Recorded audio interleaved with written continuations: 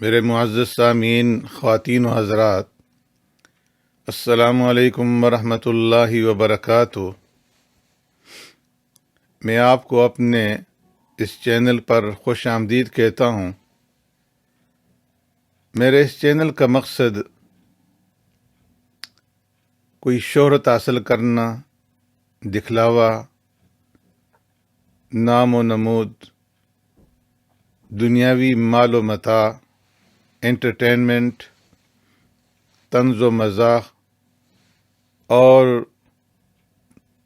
کوئی تفریحی پروگرام پیش کرنا نہیں ہے، بلکہ اللہ اور اللہ کے رسول، صحابہ اکرام، بزرگان دین اور شریعت کے احکامات آپ تک پہنچانا ہے، تاکہ اگر کوئی میرا بھائی، میری بہن، میرا سننے والا کسی ایک بات کے اوپر بھی عمل پیرا ہو جائے تو وہ میری نجات کا سبب اور ذریعہ بن جائے۔ اس لیے کہ اللہ تبارک و تعالیٰ کا ارشاد ہے، وَقُلِ اعْمَلُوا فَسَيَرَى اللَّهُ عَمَلَكُمْ وَرَسُولُهُ وَالْمُؤْمِنُونَ وَسَتُرَدُّونَ إِلَى عَالِمِ الْغَيْبِ وَالشَّهَادَةِ فَيُنَبِّئُكُم بِمَا كُنتُمْ تَعْمَلُونَ، کہ عمل کرو اور عنقریب اللہ تبارک و تعالیٰ تمہارے اعمال کو دیکھیں گے، اللہ کے رسول بھی اور ایمان والے بھی، اور تم ایسی ذات کی طرف لٹائے جاؤ گے کہ جو ظاہر اور خفیہ ہر ایک چیز کے بارے میں جانتا ہے، اور وہ تمہارے ان اعمال کے بارے میں جو دنیا کے اندر کرتے رہے ہو وہ تمہیں ان کے اوپر خبردار کرے گا۔ اس لیے میں آپ کی خدمت کے اندر یہ درخواست کرتا ہوں کہ کچھ وقت نکال کر کے میرے اس پروگرام کو ضرور دیکھیں اور اس کو دوسروں کے ساتھ بھی شیئر کریں، اپنی کمنٹس بھی کریں اور سبسکرائب بھی کریں، اس لیے کہ نیکی کی بات کو دوسروں تک پہنچانا اور پھیلانا یہ بھی نیکی ہے۔ جزاکم اللہ احسن الجزا۔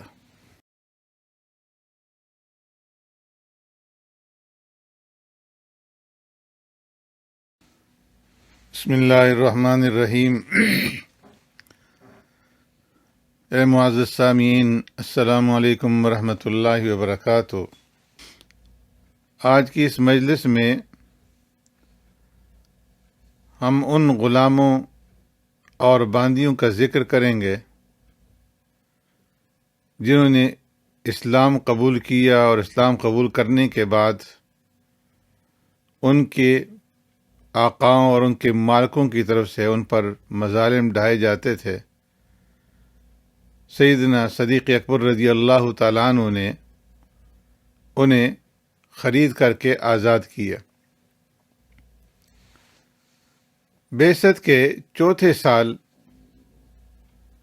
جب اللہ تبارک و تعالیٰ نے پیارے پیغمبر صلی اللہ علیہ وسلم کے اوپر اس آیت کریمہ کو نازل فرمایا، فَاصْدَعْ بِمَا تُؤْمَرُ وَأَعْرِضْ عَنِ الْمُشْرِكِينَ، کہ اے میرے محبوب، اب آپ احکام الہی کو برملا سنائیے اور مشرکین کی مخالفت کی پرواہ نہ کیجیے۔ اس حکم کے نزول کے بعد پیارے پیغمبر صلی اللہ علیہ وسلم نے لوگوں کو علانیہ دین حق کی طرف بلانا شروع کر دیا، تو اس کے اوپر مشرکین بھڑک اٹھے اور انہوں نے مسلمانوں کے اوپر بے تحاشا مظالم ڈھائے، بالخصوص اسلام قبول کرنے والے غلاموں اور لونڈیوں پر انہوں نے ایسے ظلم ڈھائے کہ انسانیت سر پیٹ کر کے رہ گئی۔ تو ظلم و ستم کے اس دور میں سیدنا صدیق اکبر رضی اللہ تعالیٰ عنہ نے بے دریغ اپنا مال خرچ کر کے متعدد مظلوم غلاموں اور لونڈیوں کو ان کے سنگ دل آقاؤں سے خرید کر کے آزاد کیا۔ سیرت کی کتابوں میں ایسے 9 افراد کے نام خصوصیت کے ساتھ ذکر کیے گئے ہیں جنہیں سیدنا صدیق اکبر رضی اللہ تعالیٰ عنہ کے دست کرم نے فی سبیل اللہ نعمت آزادی سے بہرور کیا۔ ان شخصیات میں سیدنا حضرت بلال بن رباح رضی اللہ تعالیٰ عنہ ہے۔ سیدنا بلال رضی اللہ تعالیٰ عنہ ان افراد میں شامل تھے کہ جنہیں اسلام کی خاطر اذیت ناک مراحل سے گزرنا پڑا۔ غلام تھے، ان کے دفاع کے لیے کوئی قبیلہ نہیں تھا، کوئی سہارا نہیں تھا، اور ایسے انسان کی اس جاہلی معاشرے کے اندر کوئی قدر و قیمت نہ تھی۔ روزگار زندگی میں ان کا صرف یہی کردار تھا کہ وہ اپنے آقا کی خدمت کریں، ان کی اطاعت شاری کے اندر رات دن جو ہے وہ کھڑے رہیں، اور جانوروں کی طرح سے یہ لوگ اپنے غلاموں کے ساتھ اور اپنی باندیوں کے ساتھ معاملہ کیا کرتے تھے۔ جب سیدنا بلال حبشی رضی اللہ تعالیٰ عنہ کے دل میں ایمان کے شگوفے پھوٹے اور انہوں نے دین حق کو قبول کیا، تو اس کا علم اس کے آقا امیہ ابن خلف کو بھی ہو گیا۔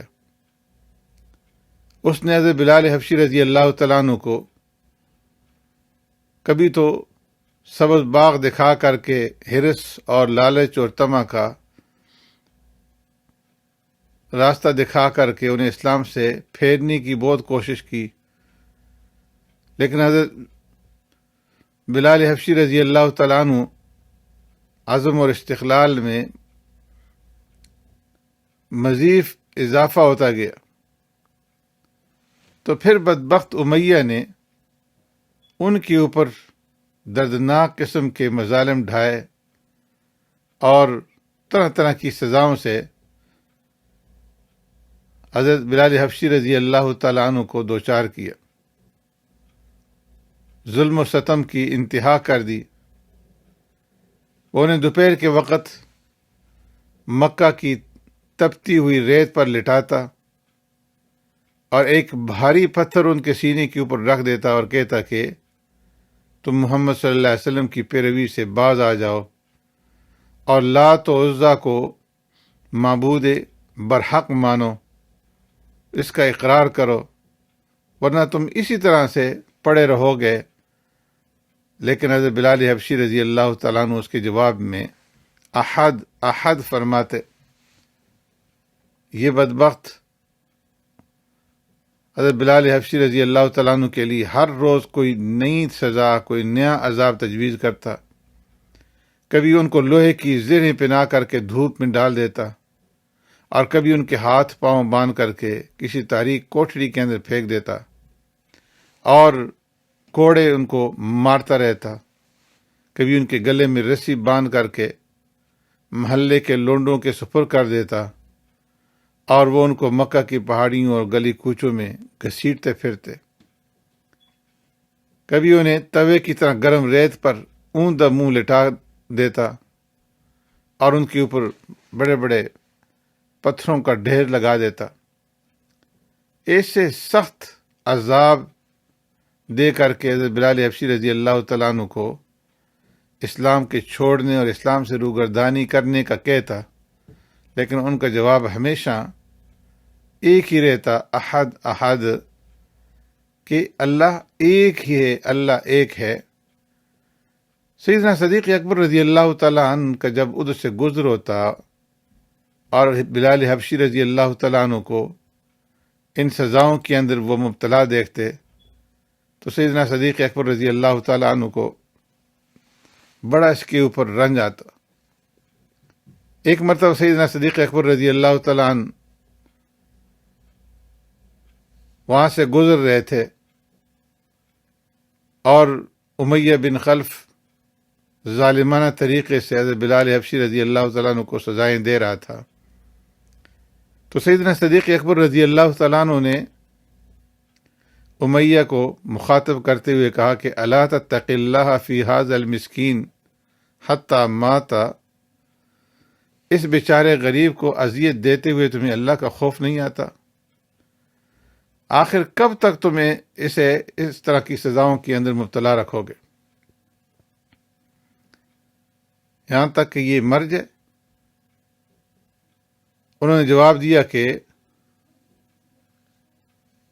تم ہی لوگوں نے ان کو خراب کیا ہے، اگر تمہیں ان کا اتنا ہی احساس ہے تو اسے اس مصیبت سے آزاد کرا لو۔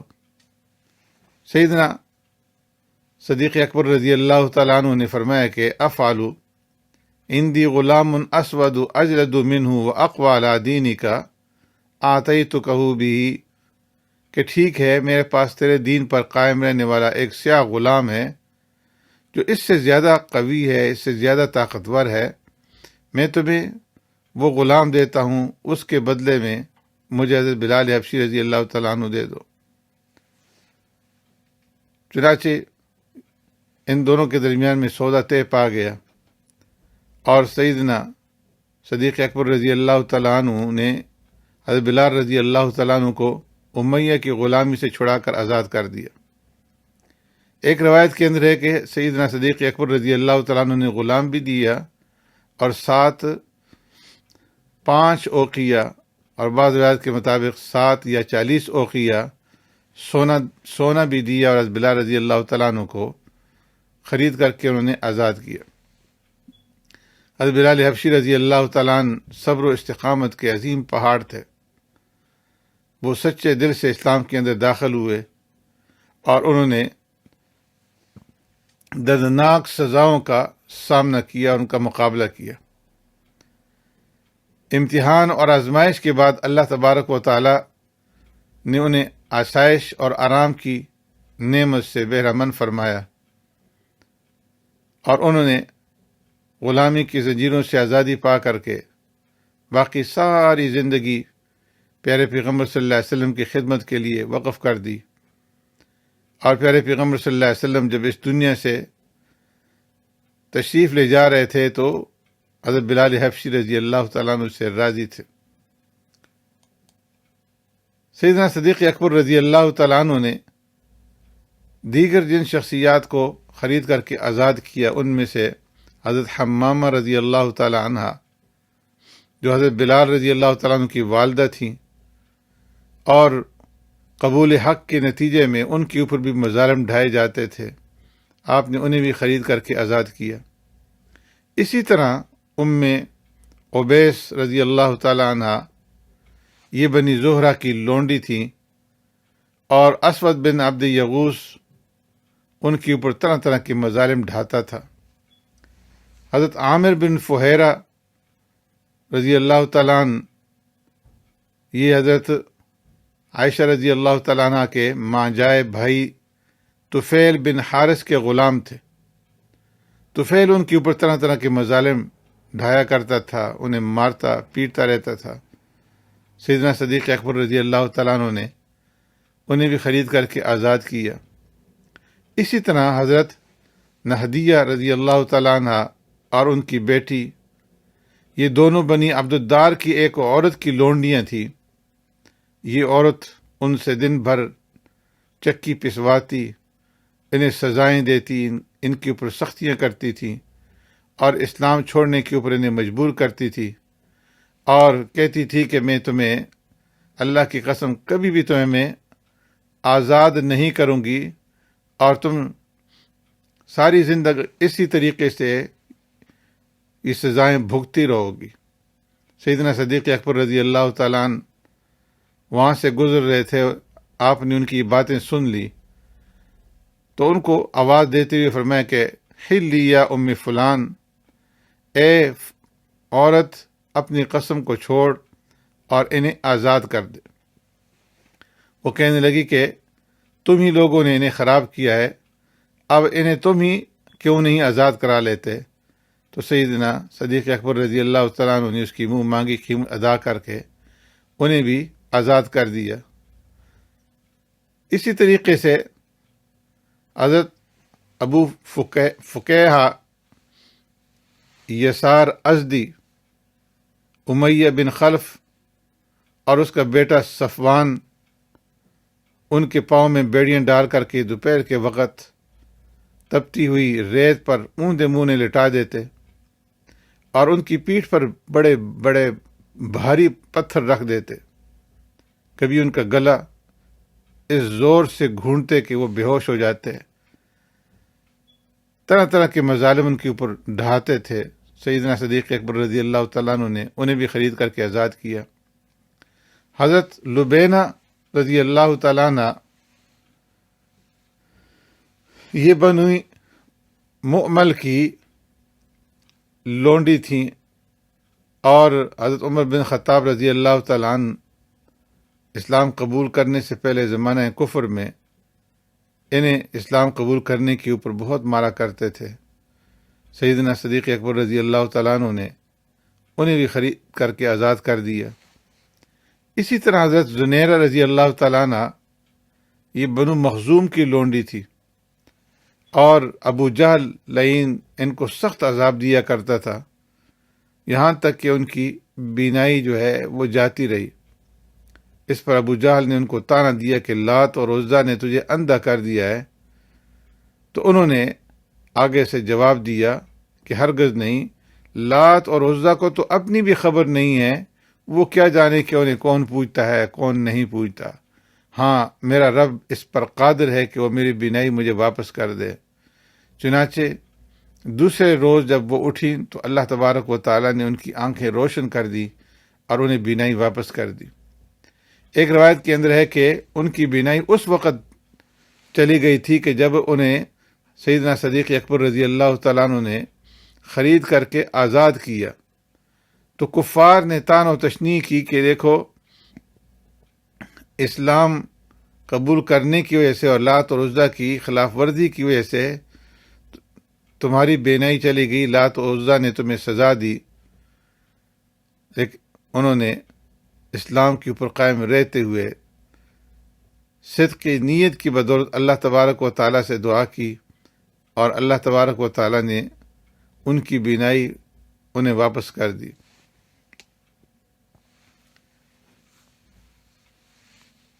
ابن عساکر رحمۃ اللہ تعالیٰ علیہ نے عامر بن عبداللہ بن زبیر رضی اللہ تعالیٰ عنہ کی روایت سے نقل کیا ہے کہ سیدنا صدیق اکبر رضی اللہ تعالیٰ عنہ کے والد ابو قحافہ نے اپنے فرزند کو سیدنا صدیق اکبر رضی اللہ تعالیٰ عنہ سے کہا کہ اے ابو بکر، تم قریب لونڈیوں اور غلاموں کو آزاد کرتے ہو اور ان کے اوپر بے تحاشا روپیہ خرچ کرتے ہو. بیٹا، اگر تم نے یہ کام کرنا ہی ہے تو ایسے کمزور لوگوں کو آزاد کرنے کا کیا فائدہ؟